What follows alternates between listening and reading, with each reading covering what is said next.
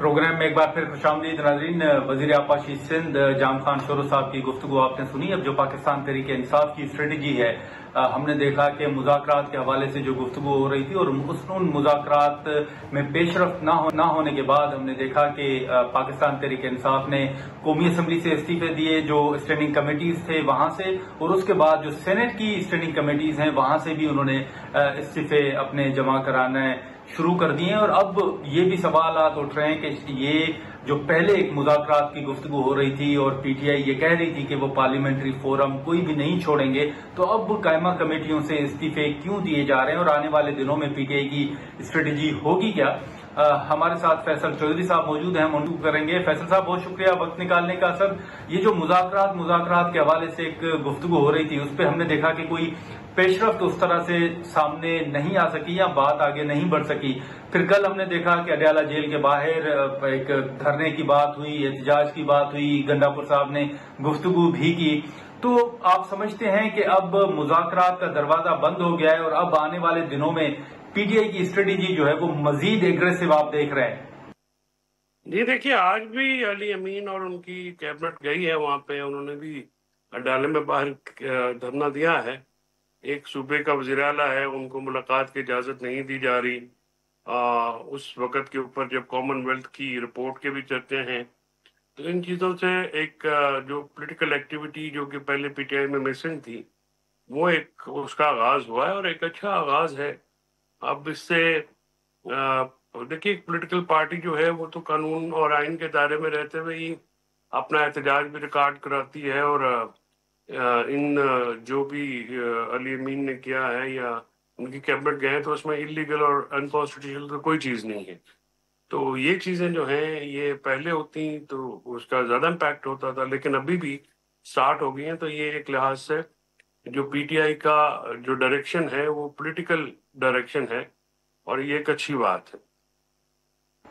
लेकिन फैसल साहब, मैं ये भी आपसे सवाल पूछना चाहूंगा कि अब आपके जो ज्यादा इख्तलाफात और तहफ़्फ़ुज़ात हैं वो तो ये हैं कि खान साहब के साथ मुलाकात नहीं करने दी जाती, लेकिन फिर आप ही के सियासी मुखालफीन, इवन पार्टी के अंदर से भी कुछ लोग ये बात करते हैं कि सूबाई हुकूमत जैसे आपके पास है, पीटीआई के पास है, उस सूबाई हुकूमत के उस सूबे के वजीर आला को तो खान साहब के साथ मुलाकात की इजाजत नहीं मिलती, लेकिन बैरिस्टर सैफ साहब जो गंडापुर साहब के साथ होते हैं उनको इजाजत मिल जाती है। तो बतौर सीनियर कानूनदान आप किस तरह देख रहे हैं कि वजीर आला को इजाजत नहीं मिलती और तर्जुमान को इजाजत मिल जाती है? देखिए, इस चीज को आप पैसे से देखें ना कि आइन और कानून में क्या लिखा है। आइन और कानून में तो जो पॉलिटिकल जो फ्रेंड्स की मुलाकात है, जो कि मियां नवाज शरीफ की बड़ी खुली डुली होती थी, इमरान खान साहब की पिछले 6-8 महीनों से, बल्कि साल डेढ़ से सिर्फ एक ही मुलाकात हो सकी है अपने दोस्तों से। पॉलिटिकल लोगों की जो अप्रोच नहीं होती वहां पे, अली अमीन ने कल मैं सुन रहा था तो उनकी बात में वजन है कि अगर आप जो पॉलिटिकल लोग हैं उनको जाने देंगे तो उससे सर एक फर्क तो पड़ता है ना। एक पॉलिटिकल लोग अपनी पॉलिटिकल बात करते हैं, तो ये जो कंट्रोल्ड मुलाकातें हैं वहां पे जेल के अंदर भी, इनसे कोई खातर खा फायदा तो नहीं हुआ। अगर आप पॉलिटिकल लोगों को मिलने देंगे तो ज़ाहिर है पॉलिटिकली फिर अच्छे नताइज बरामद होंगे। और अली अमीन मुंतखब वज़ीर आला है, उनका पूरा हक है।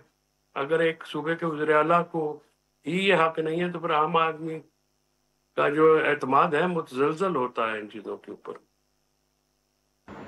तो फैसल साहब, ये जैसे मैंने पहले भी सवाल आपके सामने रखा कि मुज़ाकरात के हवाले से जो गुफ्तगू हुई अब वो शायद आगे नहीं बढ़ सकी, तो क्या यही वजह है कि कायमा कमेटियां वो कौमी असम्बली की हों या सेनेट की हों, वहां से पीटीआई को मुस्तफी होना पड़ा है? और क्या आगे भी अब हिकमत अमली में कोई आप तब्दीली देख रहे हैं? देखिए, मुज़ाकरात तो इस वक्त नहीं हो रहे किसी किस्म के, ना ही मुज़ाकरात के लिए दोनों फरीकैन का राजी होना जरूरी है।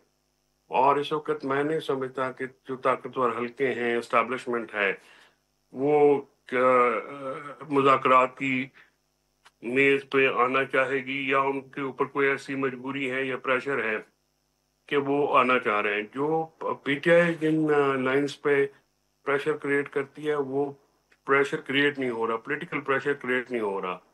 और अभी तक एक मौसर अपोजिशन की हिकमत अमली, जो सियासी हिकमत अमली है, وہ بھی سامنے نہیں آ سکی ہے. تو یہ ایک آپ سمجھیں کہ لائے عمل میں یا اسٹریٹجی میں ان چیزوں کی کمی ہے.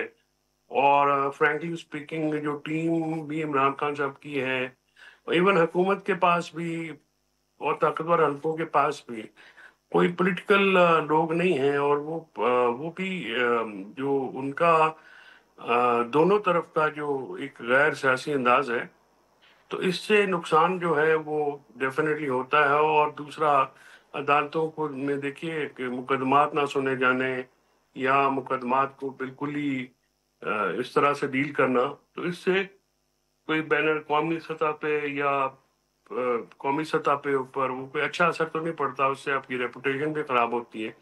تو میرا خیال میں یہ جو جس طرح سے معاملات کو ہینڈل کیا جا رہا ہے، خاص کر حکومت اور اسٹیبلشمنٹ کی طرف سے، طاقتور حلقوں کی طرف سے، وہ تو اس کے تو منفی نتائج آ رہے ہیں، یعنی وہ جو چاہتے ہیں وہ تو حاصل نہیں ہو رہا. اس کے برعکس عمران خان صاحب جو ہیں وہ بہت پاپولر ہو چکے ہیں، اور وہ لوگ کہتے ہیں، لوگ ان پہ ٹرسٹ بھی کرتے ہیں. جیل میں ہونے کے باوجود لوگوں کے میں ان کا پولیٹیکل قد بہت بڑا ہے. لیکن اس مقبولیت کو کامیابی میں بدلنے کے لیے جو اسٹریٹجی ہے، اب وہ سامنے آتی ہے تو اس پہ بات ہو سکتی ہے، کیونکہ اس وقت تو